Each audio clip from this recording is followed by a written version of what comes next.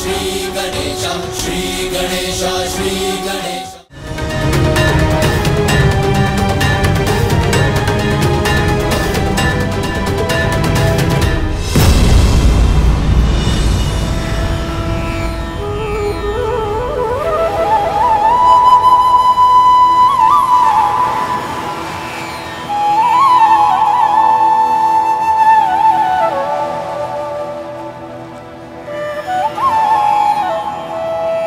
माँ गंगा को मेरा नमन।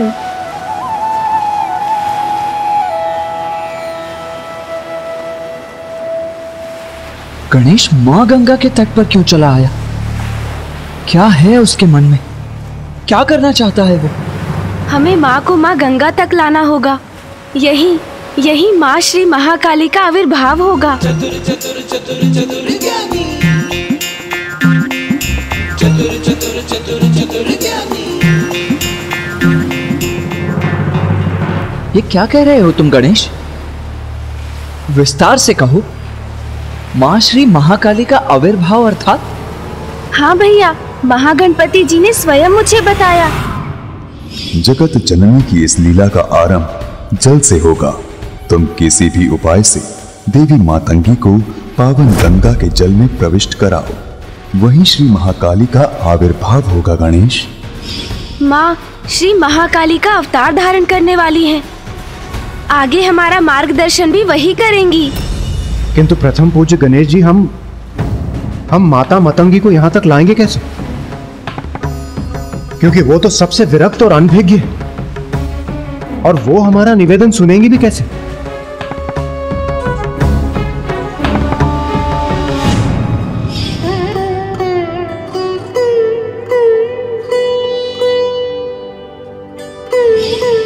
हाँ देवराज, उसका तो एक ही उपाय है। हम एक पार्थिव शिवलिंग का निर्माण करेंगे। शिवलिंग पिताश्री के अरूपी रूप हैं। अब हम उनकी पूजा और उनका जलाभिषेक करेंगे तो माँ को भी उनका आभास होगा, और उनके भीतर भी शिवलिंग के जलाभिषेक करने की प्रबल इच्छा जागृत होगी और वो स्वयं यहाँ आ जाएंगी। उत्तम युक्ति है गणेश। एक भक्त को केवल उसकी भक्ति ही खींच सकती है। गणेश सर्वथा उचित कह रहे हैं कार्तिकेय। देवी पार्वती अपने उग्र तत्व युक्त परम रूप को धारण करने जा रही हैं। इसीलिए तुम्हें अपने अनुज की सहायता करनी चाहिए, जिसका परिणाम तुम्हें शीघ्र प्राप्त होगा।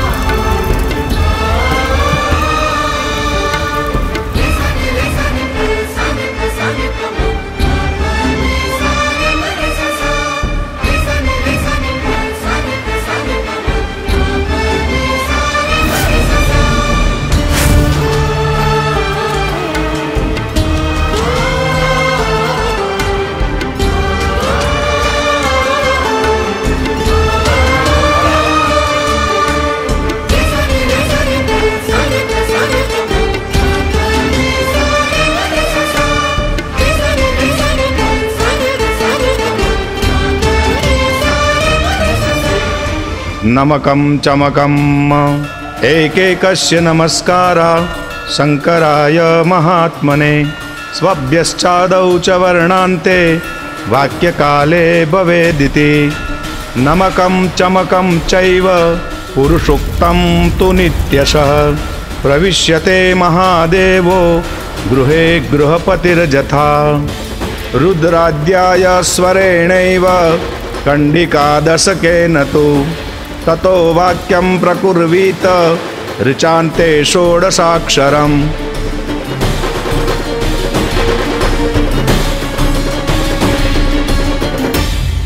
अब हमें शिवलिंग का जलाभिषेक करना चाहिए।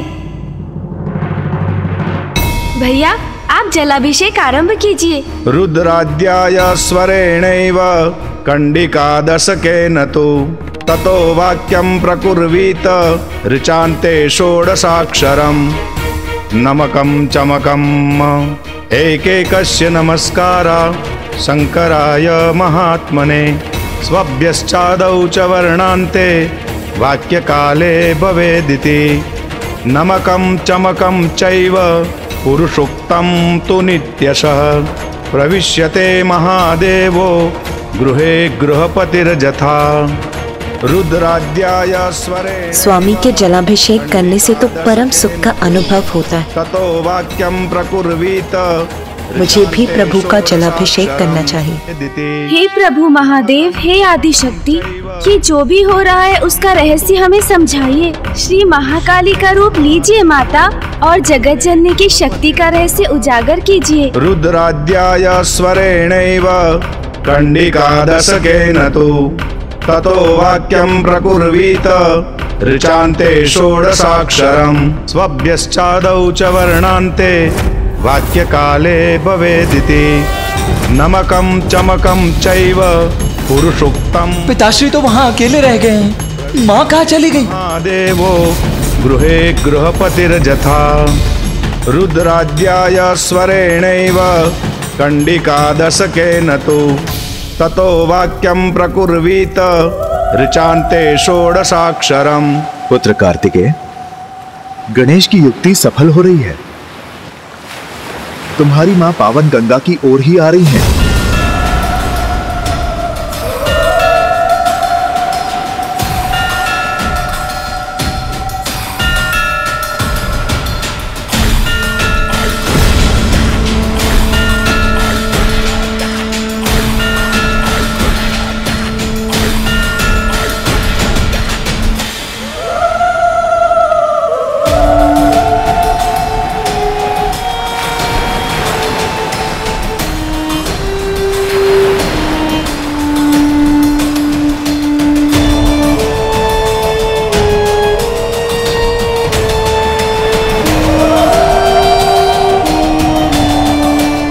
अद्भुत है वो क्षण जिसकी हमें प्रतीक्षा थी। माँ अब जल में प्रवेश करेंगी और हमारे सभी प्रश्नों का उत्तर देंगी।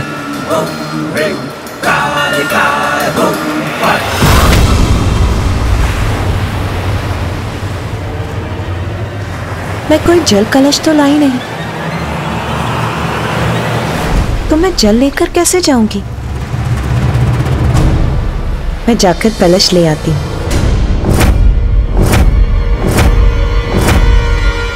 माँ रुक क्यों गई?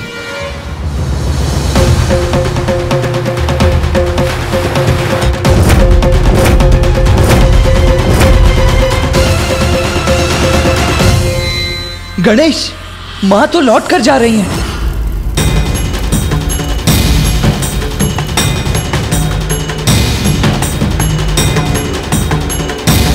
अब क्या करेंगे गणेश जी? माता को लौटा कर यहाँ कैसे लाएंगे? पुत्र कार्तिकेय, उस ओर देखो पुत्र गणेश। हाँ, ये जल कलश उचित होगा।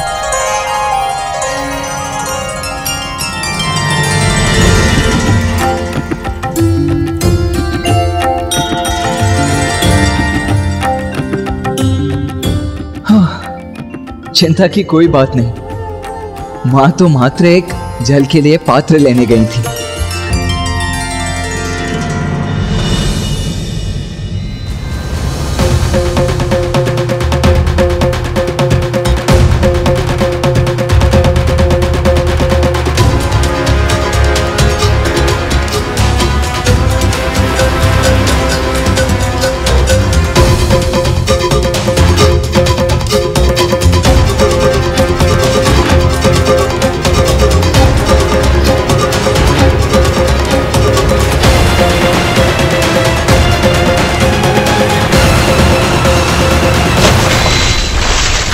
कलश छूट गया मेरे हाथों से।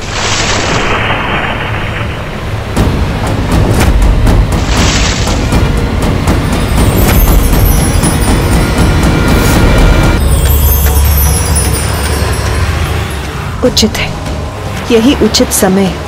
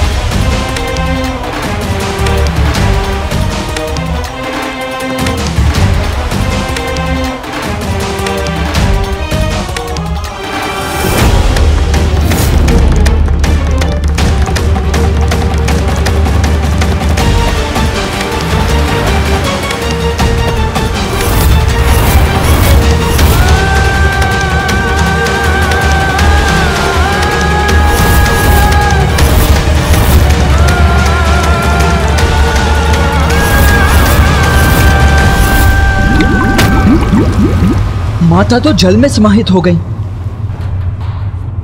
वो बाहर क्यों नहीं आ रही हैं? कदाचित मुझे ही जाकर उन्हें बाहर निकालना होगा। हाँ कुमार कार्तिक, हम सब भी आपके साथ चलते। चलिए। रुकिए।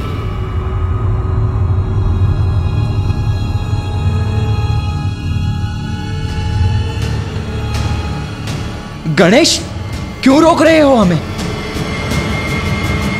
माँ संकट में है। भैया, कठिनाई और संकट तो माँ के निकट भी नहीं, क्योंकि माँ तो वही है जहाँ उन्हें होना चाहिए। हाँ भैया, इस जल से ही माता के इस रूप का सत्य निकलकर उजागर होगा। ये सब माँ की ही लीला है, इसीलिए हमें चिंता से मुक्त रहना होगा। धैर्य धारण करना होगा, क्योंकि धैर्य का फल सुखदायी होता है। अब हमें माँ मातंगी से प्रार्थना करनी चाहिए कि वो जगत जननी का रहस्य उजागर करें।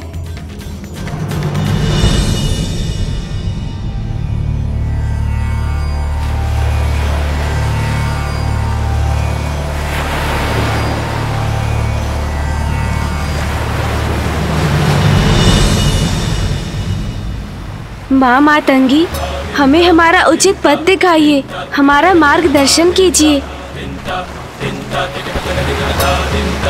श्यामां शुभ्रां शुभालां त्रिकमल नयनां रत्न सिंहासनस्थां भक्ताभीष्ट प्रदात्रीं सुरनिकरकरा सेव्यकञ्जां युग्मां नीलाम्भोजां शुकान्ति निश्चर निकरा अन्यदावाग्निरूपां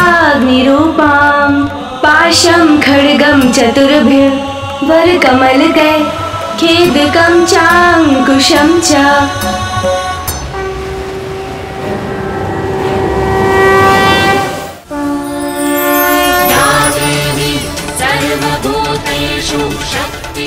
तुम किसी भी उपाय से देवी मातंगी को पावन गंगा के जल में प्रविष्ट कराओ, वहीं श्री महाकाली का आविर्भाव होगा। गणेश,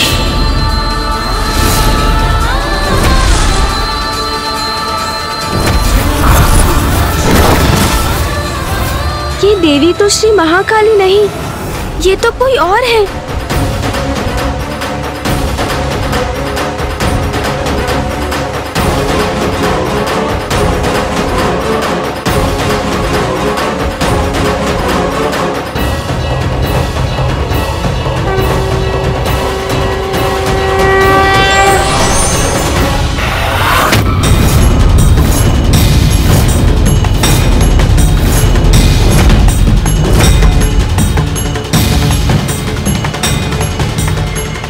गणेश, वो देखो।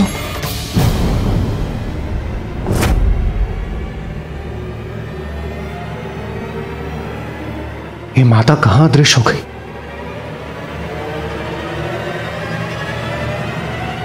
माँ श्री महाकाली का आविर्भाव हो रहा है।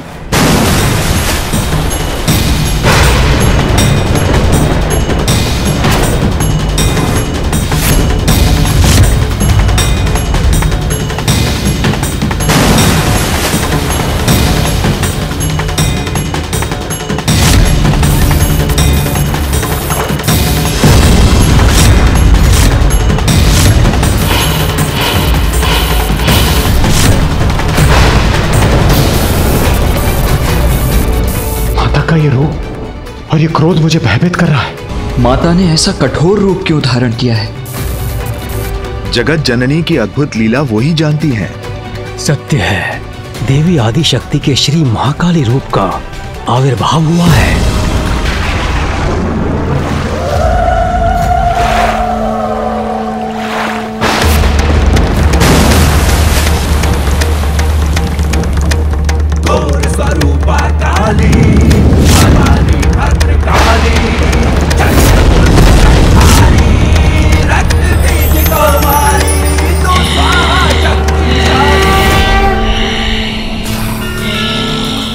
माँ प्रणाम। प्रणाम श्री महाकाली।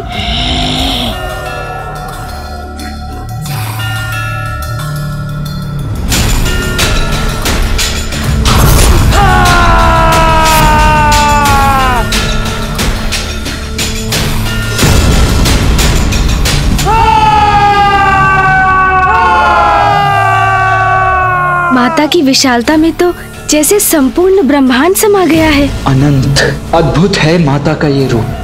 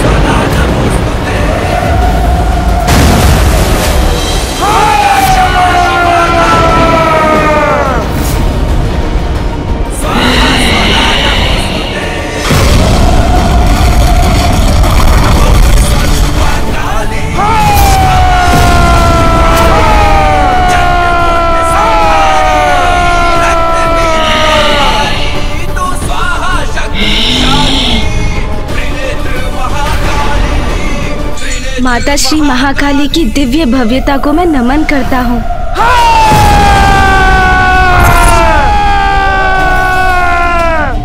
प्रतीत होता है माता अपने पूर्ण आवेश में। जय माता श्री महाकाली, आपके दर्शन पाकर हम धन्य हुए माता।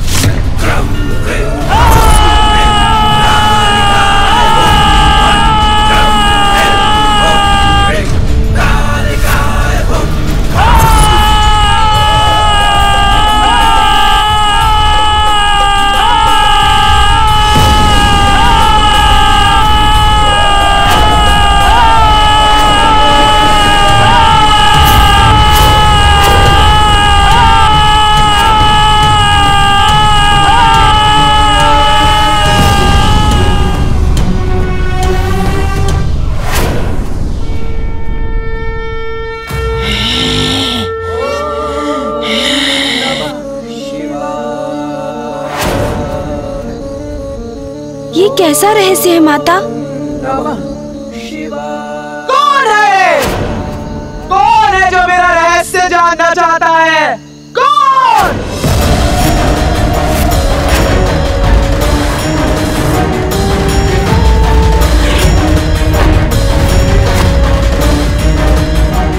माँ का स्वर इतना कठोर क्यों है?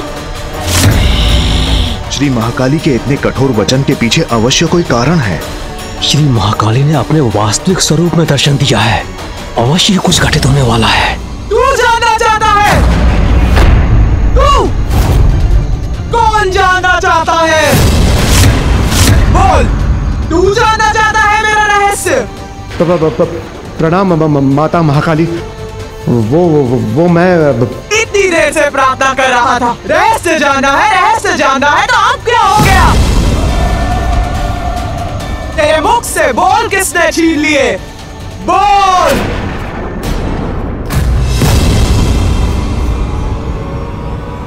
देवी श्री महाकाली माँ।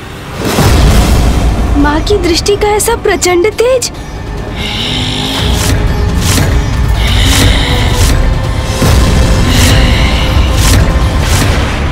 माँ के इस रूप के दर्शन के पीछे का कारण मुझे जानना ही होगा।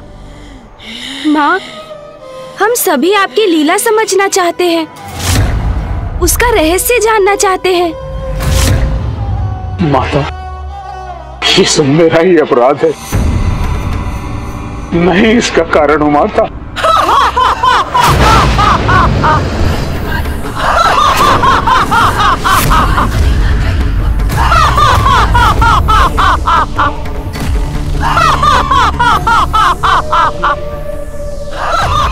माँ का ये अट्टहास तो किसी को भी कंपित कर दे। तू है उसका कारण। कौन है तू? मेरी इच्छा के बिना कुछ भी करने वाला। सारा संसार में जो भी होता है मेरी इच्छा के कारण होता है।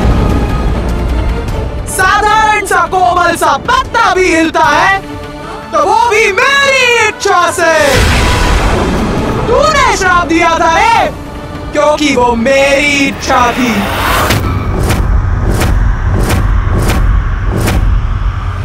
आप एक दूसरे में इतने रमे हैं कि आपको अपने आप की, अपने भक्तों की और अपने कर्तव्य की कोई चिंता ही नहीं। यदि ऐसा है तो आप किसी निर्जन स्थान पर वास क्यों नहीं करते? तू तो मेरी सृष्टि रूपी लीला के चक्र का एक कण मात्र है, मात्र एक तुच्छ भाग है, तुच्छ भाग है, तुच्छ भाग है। वो चक्र स्वयं मैं हूँ, तू नहीं। और वो लीला चक्र यदि गतिमान होता है तो मेरे कारण, वो लीला चक्र यदि गतिमान होता है तो मेरे कारण।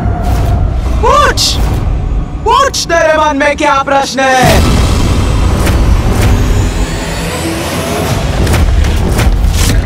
माता, आप मां मातंगी के रूप में मां गंगा में प्रविष्ट हुई और हमारी प्रार्थना सुन आपके पूर्व एक दिव्य श्वेत वर्णी देवी जल से बाहर आई। कौशिकी, कौशिकी थी वो, पवित्र श्वेत मौलिक वो बाहर आई और उसके श्वेत तत्व के बाहर आने के बाद गंगा की जलधारा में शेष था। स्याह, केवल स्याह? श्री महाकाली आप? हाँ, मेरी शक्ति जानना है क्या? जानना चाहता है वास्तव में मैं कौन हूँ? तो जान, संसार में ऐसा क्या है जो मैं नहीं। स्याह अंधकार अनंत होता है, जिसके आदि और अंत का किसी को ज्ञान नहीं। वही काल है और सभी उसी काल के बंदी हैं। और मैं हूँ उस काल की अधिष्ठात्री। मैं श्री महाकाली।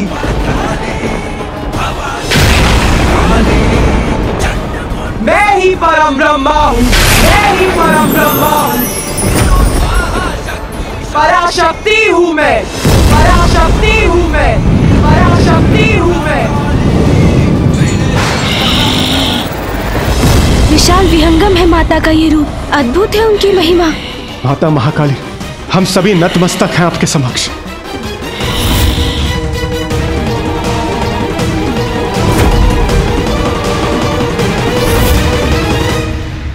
मुझे माता श्री महाकाली से उनकी लीला का रहस्य पूछना चाहिए। यही इच्छा महागणपति जी की भी थी, इसलिए तो उन्होंने मुझे मार्गदर्शन भी दिया था और इसलिए हम यहाँ एकत्रित भी हुए हैं। माता ने जो स्वर्णिम अवसर हमें दिया है उसे गंवाना सर्वथा अनुचित होगा। मुझे माता से निडर होकर प्रश्न करने ही होंगे। हे माँ, मेरे प्रश्न के लिए मुझे क्षमा कीजिएगा। पूछ पूछ, अपने प्रश्न पूछ। माता, मेरी जिज्ञासा है, मैं जानना चाहता हूँ कि क्या परम ब्रह्म अनेक है? क्योंकि जब मैंने महादेव की कथा सुनी थी तो मुझे ज्ञात हुआ था कि वो ही परम ब्रह्म है। और फिर मुझे श्री महागणपति जी ने भी यही बताया था कि वो परम ब्रह्म है। और अब आपने भी कहा कि आप ही परम ब्रह्म हैं, तो फिर वास्तविक परम ब्रह्म है कौन?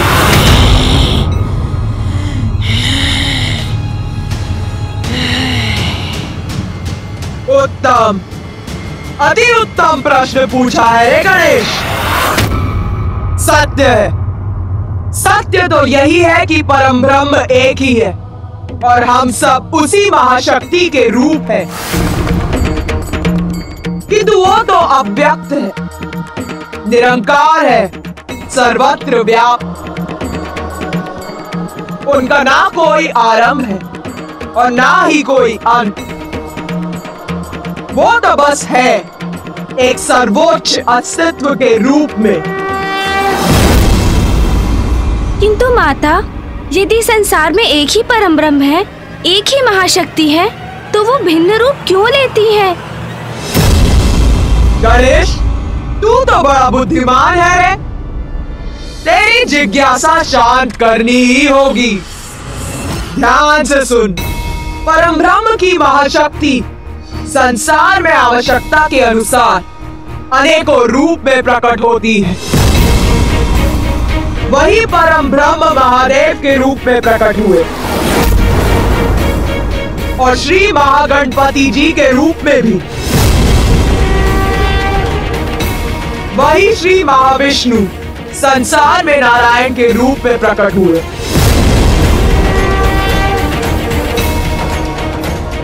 और उन्हीं परम ब्रह्म का एक रूप मैं भी हूँ। परम ब्रह्म के रूप अपने अनुसार संसार के कल्याण हेतु कार्य करते हैं, जो अपने अनेक अवतारों में सृष्टि का पालन भी करते हैं और संहार भी करते हैं। किंतु माता, श्री महाकाली रूप लेने के पूर्व आपने माता मातंगी का रूप क्यों धारण किया था? तेरी जिज्ञासा कब शांत होगी रे गणेश? सुन, मेरे 10 महाविद्या रूप है और उन 10 महाविद्या रूप में से 9वां रूप है मातंगी। 10 महाविद्या माता? संसार के सृजन, पालन और संहार हेतु सृष्टि के विकास और उसके चक्र को उचित रूप से गतिमान करने के लिए मैं अपनी 10 महाविद्याओं के रूप धारण करती।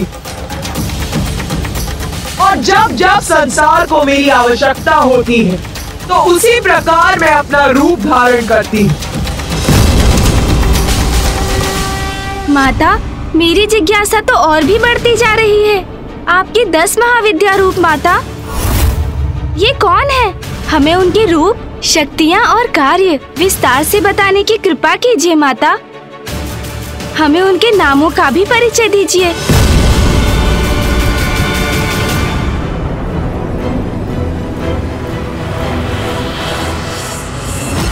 मेरी 10 महाविद्याओं के नाम है काली, काली,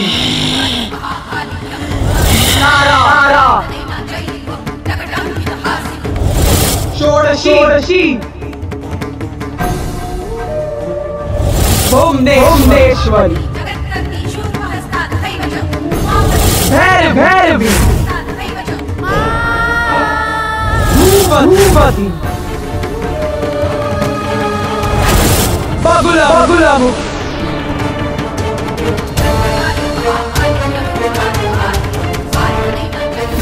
मातंगी, कमला, कमला, छिन्नमस्तिका,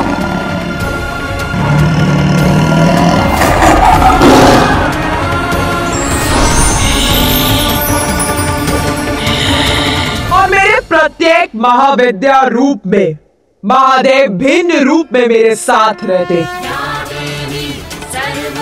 जैसे कि मेरे मातंगी रूप में वो मातंग के रूप में मेरे साथ रहते। माता, हमें अपने 10 महाविद्या रूपों का परिचय देने के लिए आपको अनेकों धन्यवाद। क्यों? तुम सभी यहाँ मेरे महाकाली रूप का रहस्य ज्ञात करने के लिए एकत्रित हुए हो ना? तो सुनो, अब मैं तुम्हें अपने महाविद्या रूप और मेरे उस रूप में महादेव कौन से रूप में होते हैं ये बताती हूँ।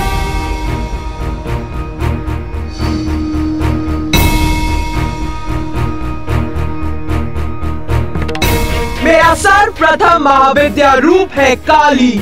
काली का उद्गम संसार में महादेव के साथ कैसे हुआ और काली रूप में महादेव ने कौन सा रूप धारण किया, सर्वप्रथम ये कथा सुनो।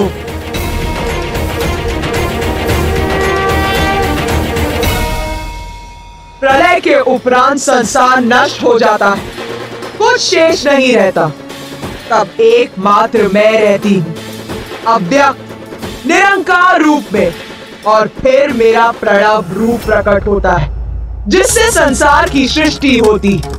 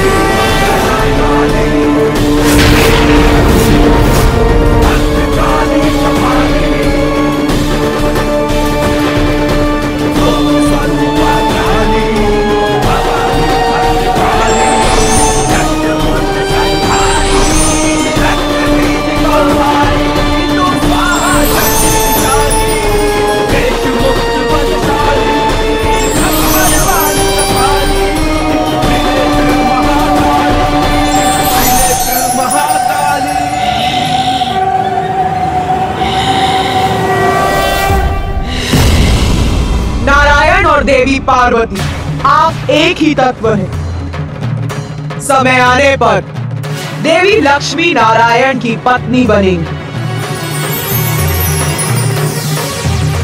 और देवी पार्वती महादेव की अर्धांगिनी।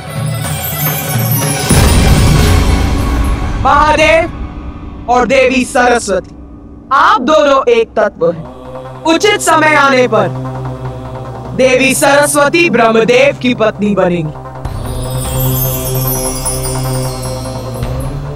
आप सभी को अपने दायित्व, शक्ति और कार्य ज्ञात होंगे।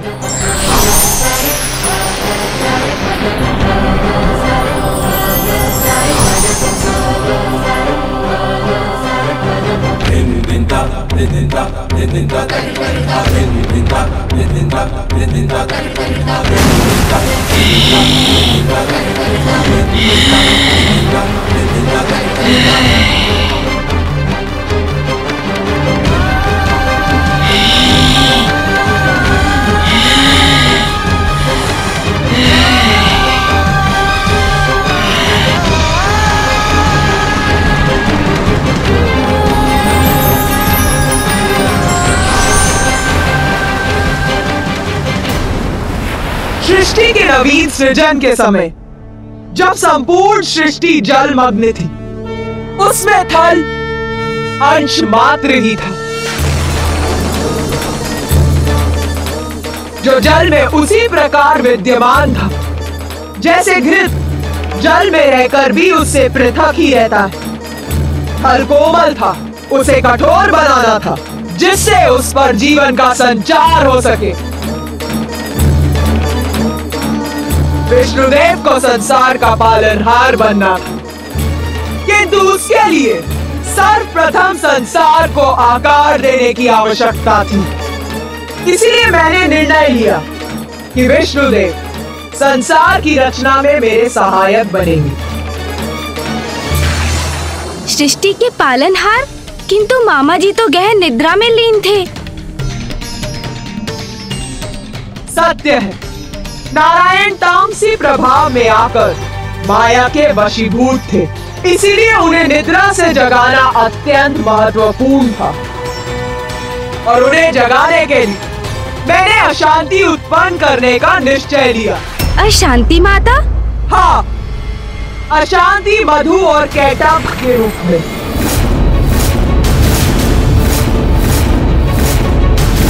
मधु और कैटब माँ, ये कौन थे?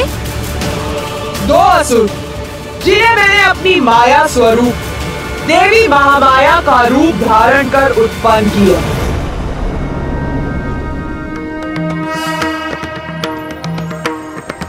कृष्णाय गोविंदाय गोपी जन वल्लभाय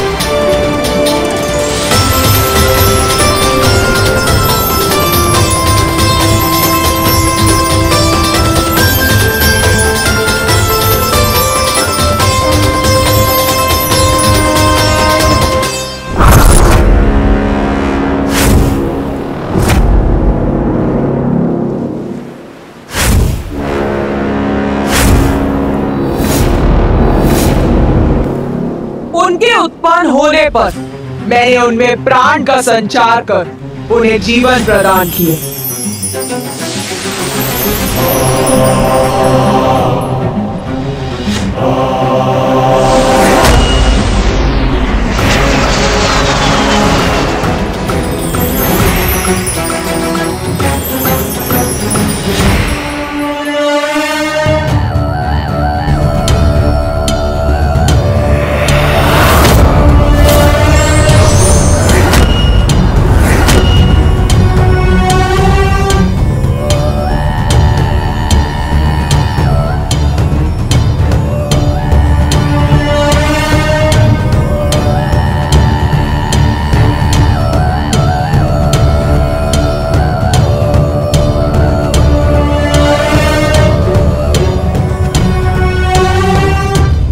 ये क्या स्थान है? हम इस विशाल सागर के मध्य में क्यों हैं? कौन है हम? हम कौन है? कौन है हम? कौन है हम? कौन है हम? वत्स,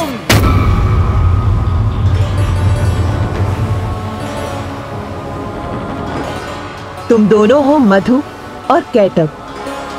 मैं मधु। मैं कैटब। मैं मधु। मधु। मैं कैटब हूँ। मैं कैटब हूँ।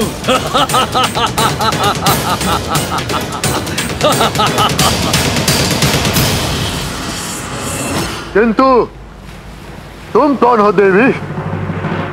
मैं हूँ महामाया और तुम्हारा जन्म मेरी लीला से ही हुआ है।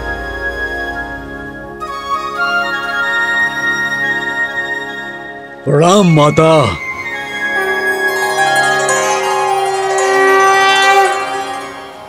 हमारे नामों के अतिरिक्त हमारा क्या परिचय है?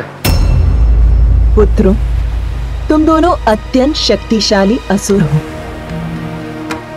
और इस जल में तुम्हारी उत्पत्ति का एक अति विशेष कारण है। माता, क्या है वो कारण? क्या है हमारे जन्म का उद्देश्य? युद्ध करना है तुम्हारा उद्देश्य। युद्ध? नारायण से युद्ध। जाओ और अपने जन्म का उद्देश्य पूर्ण करो। नारायण से युद्ध करो। देवी महामाया, आपके कारण ही हमारा अस्तित्व है। आपने ही हमें हमारा नाम दिया है, हमारा मार्गदर्शन किया है। इसलिए देवी, आपका आदेश है कि हम विष्णुदेव से युद्ध करें, तो ऐसा ही होगा।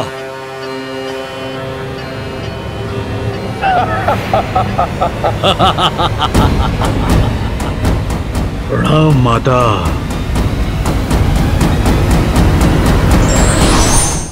कहाँ है विष्णुदेव?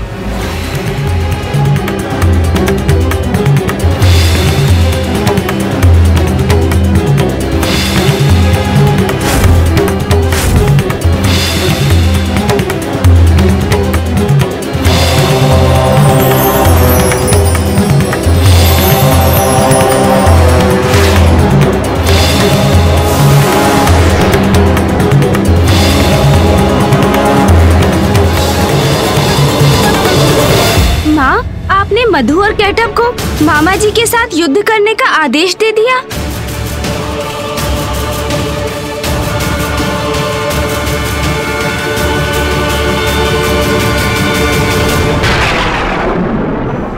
तुझे क्या लगता है ये भूल थी मेरी? जब से मैं आई हूँ प्रश्नों की झड़ी लगा रखी है। मैं तेरे प्रश्नों का उत्तर दे रही हूँ क्योंकि तू मेरा रहस्य जानने के लिए इच्छुक है कि तू मेरी ही लीला पर प्रश्न उठा रहा है। हाँ, भेजा मैंने उन दो असुरों को नारायण से युद्ध करने के लिए।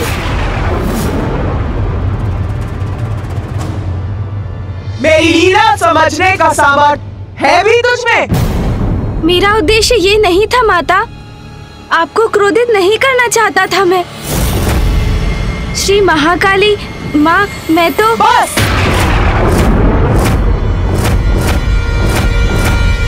अब और कुछ नहीं। कौन होते हो तुम सभी मुझसे प्रश्न पे प्रश्न पूछने वाले? पराशक्ति हूँ मैं। बहुत हुई मेरी लीला की कथा। अब ना तो मुझे कुछ सुनना है और ना ही कुछ कहना।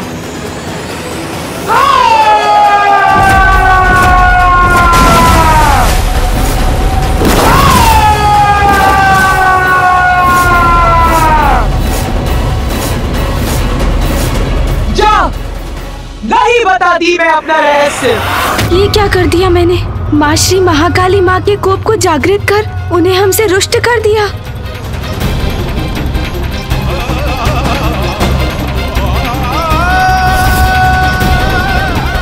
माता से और प्रश्न करना कदाचित उनकी क्रोधाग्नि को और भड़का देगा।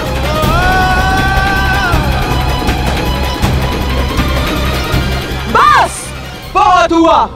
अब मैं यहाँ एक पल भी नहीं रुकूंगी।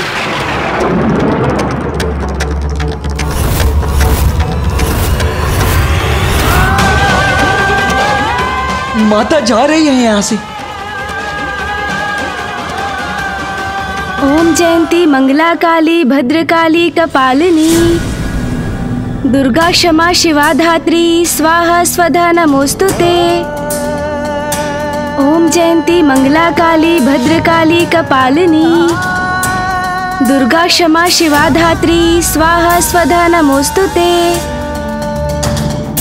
ओम जयंती मंगला काली भद्रकाली कपालिनी दुर्गा क्षमा शिवा धात्री स्वाहा स्वधा नमोस्तुते।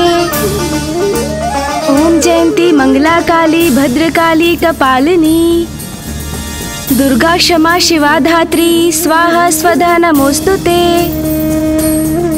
गणेश जी की स्तुति से माता श्री महाकाली का क्रोध शांत हो रहा।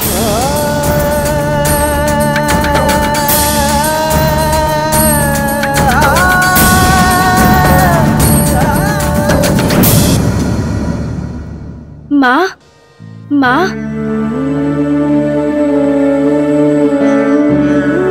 मुझे क्षमा कीजिए माँ। मैं अपने प्रश्नों से आपको क्रोधित नहीं करना चाहता था। ये प्रश्न तो मात्र मेरी जिज्ञासा थी। कृपया अपनी कथा हमें सुनाइए ना माँ। अपनी दिव्य लीला को विस्तार से समझने के लिए हम सभी अति उत्साहित हैं। हमारी जिज्ञासा शांत कीजिए ना माँ। वास्तव में बुद्धि का देवता है तू। मेरी क्रोधाग्नि को शीतल कर दिया। तुम सभी मेरी लीला जानना चाहते थे ना? तो सुन, मैंने ही उन दो असुरों को नारायण से युद्ध करने का आदेश दिया था, किंतु असुरों का तो स्वभाव ही होता कि वो कभी किसी के आदेश का पालन नहीं करते। अर्थात माता? अर्थात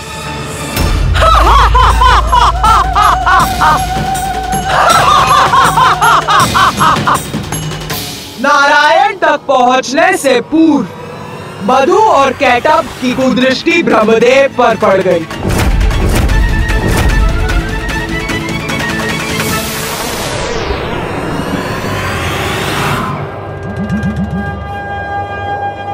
वो वहां देखो ब्रदर कैटब, क्या है वो?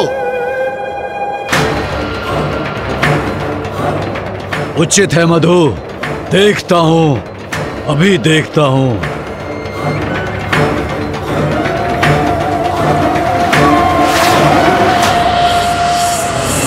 क्या तुम भी वही देख रहे हो जो मैं देख रहा हूं? एक उच्च आसन पर कोई वृद्ध देवता प्रतीत होता है। हाँ मधु, किंतु इस वृद्ध देवता को इतने ऊंचे आसन की क्या आवश्यकता है? उचित कहते हो भ्राता, उच्च स्थान तो बलवान को प्राप्त होना चाहिए, हमें प्राप्त होना चाहिए। विष्णु से तो बाद में युद्ध करेंगे, पहले इस वृद्ध देवता को आसन से उतारते हैं, इसका स्थान छीनते हैं।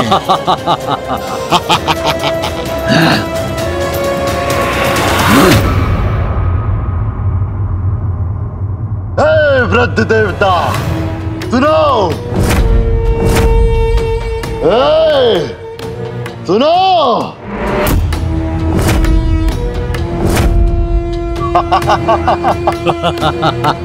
ये दो असुर कौन हैं? इस दुर्बल प्रतीत होने वाले वृद्ध देवता को तो हम बड़ी आसानी से कमल सिंहासन से गिरा सकते हैं। हाँ, सर्वप्रथम इससे मुक्ति पाएंगे हम, फिर उस विष्णु को नष्ट करेंगे, फिर इस संपूर्ण सागर के अधिपति बनेंगे हम। ये कुरूप असुर मेरे इतने निकट, इन्हें देखकर ही इनसे घृणा हो रही है मुझे। हे वृद्ध देवता, यहाँ एकाकी बैठकर क्या कर रहे हो? मैं वृद्ध नहीं हूँ, मेरे ये श्वेत केश मेरे ज्ञान के प्रतीक हैं और ये मेरा स्थान है। मुझे जहाँ होना चाहिए मैं वहीं हूँ। नहीं, ये स्थान तुम्हारे लिए उपयुक्त नहीं है। तुम्हें इस ऊंचे आसन की कोई आवश्यकता नहीं, इसके योग्य नहीं हो तुम। चलो उतरो यहाँ से। तुम दोनों यहाँ कर ये उपद्रव क्यों कर रहे हो? मैं शांति प्रिय हूँ। तुम्हें मेरे स्थान से मुझे हटाकर क्या प्राप्त होने वाला है? क्या प्राप्त होगा हमें? बस अब और प्रश्न उत्तर न आए। दूसरों को सताने में ही आनंद है, इतना भी नहीं समझते। इसलिए जैसा कहा जाए वैसा करो, अन्यथा शांति प्रिय देवता तुम्हारे जीवन को अशांति से भर देंगे हम, या कदाचित तुम हमारा विरोध करने की इच्छा रखते हो। हाँ, विरोध करो, संघर्ष करो हमसे, यही चाहते हैं हम। फिर तुम्हें सताने में और आनंद आएगा। ये असुर तो बड़े दुष्ट प्रतीत होते हैं, मैं करूं तो क्या करूं?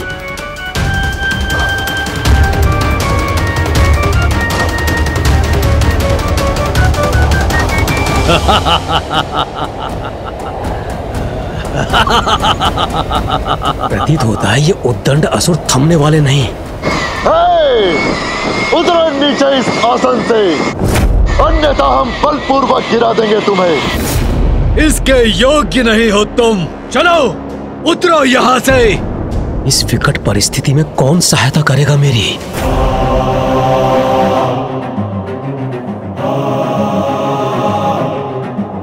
नारायण से सहायता की गुहार करता हूं।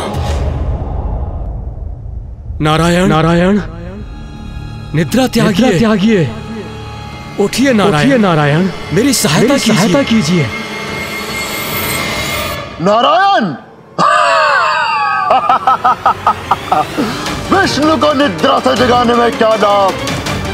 सर्वप्रथम हम तुमको यहाँ से हटाएंगे, फिर तुम्हारे आसन पर स्थित होकर नारायण को सताएंगे, युद्ध करेंगे, विष्णु को भी पराजित कर देंगे हम।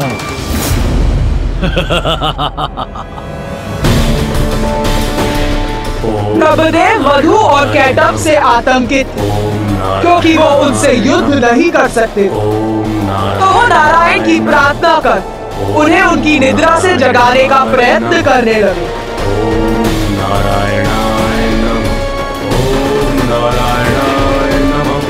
ओम नारायणाय नमः, ओम नारायणाय नमः, ओम नारायणाय नमः, ओम नारायणाय नमः, ओम नारायणाय नमः। कैटभ, वृद्ध देवता ऐसे नहीं उतरेगा।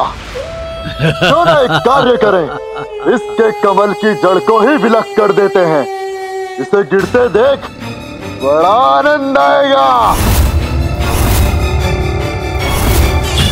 अब न रहेगा आसन और न रहोगे तुम उस पर आसीन।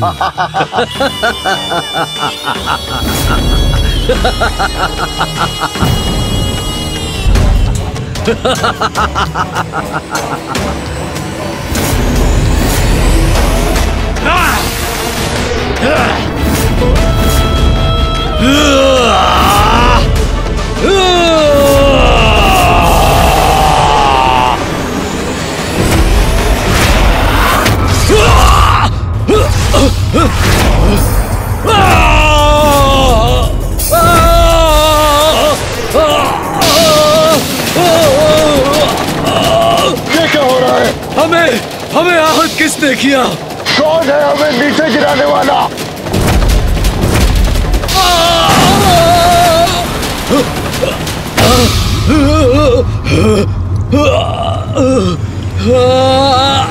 हमें चुनौती देने का दुस्साहस किसने किया? किसने अपनी मृत्यु को आमंत्रित किया? मैं नारायण।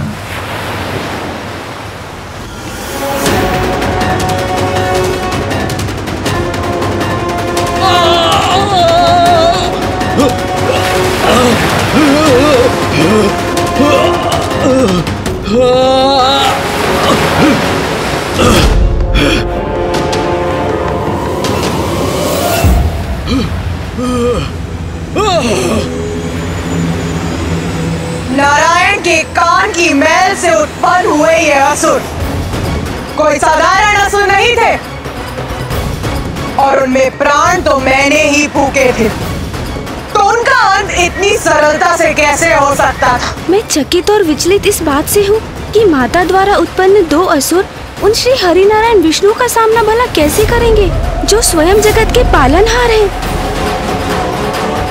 ब्रह्मदेव पर आक्रमण कर उन्हें आतंकित करने का दुस्साहस कैसे किया तुम दोनों ने?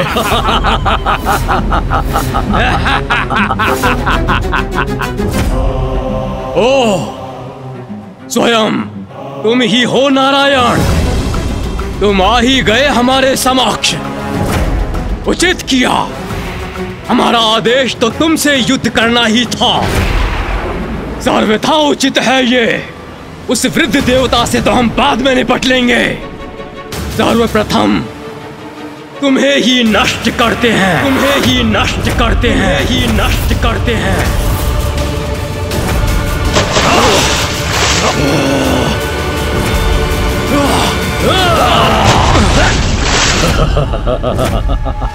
विष्णु, अब हम पर वार करने का दंड देंगे तुम्हें। अब तुम नहीं, मात्र तुम्हारे अवशेष शेष रहेंगे।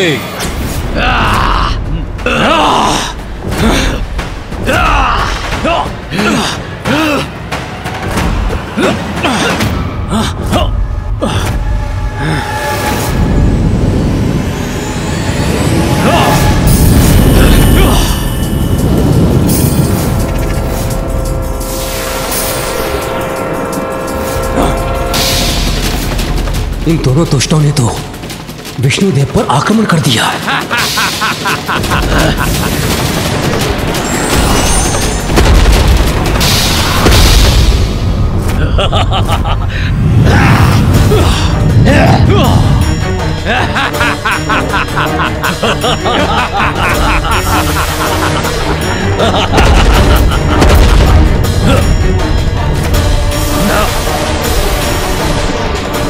भ्राता कैटब, विष्णु ने तो हमारी ऊर्जा हम पर ही लौटा दी। हाँ भ्राता मधु, हट जाओ अपने मार्ग से, अपनी रक्षा करो।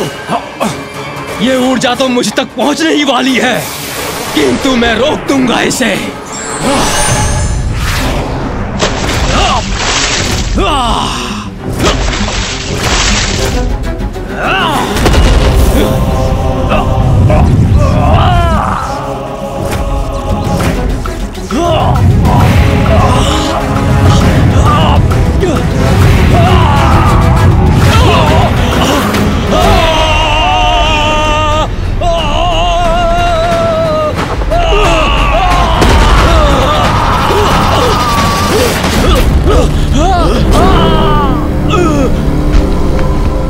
जो उचित था वही हुआ।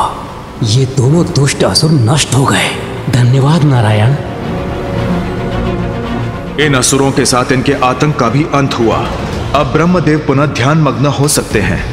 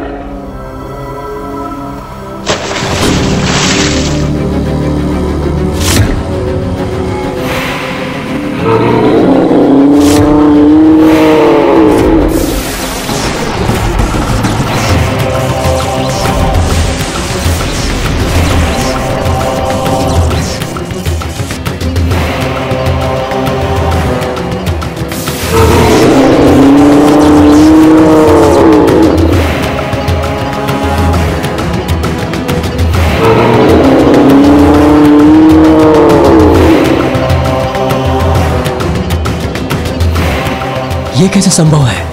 इन दोनों का तो वध कर दिया था नारायण ने। विघ्नहर्ता श्री गणेश के अद्भुत शक्तियों से भरे वीडियोस देखने के लिए चैनल को सब्सक्राइब करना न भूलें और साथ ही बेल आइकॉन भी दबाएं।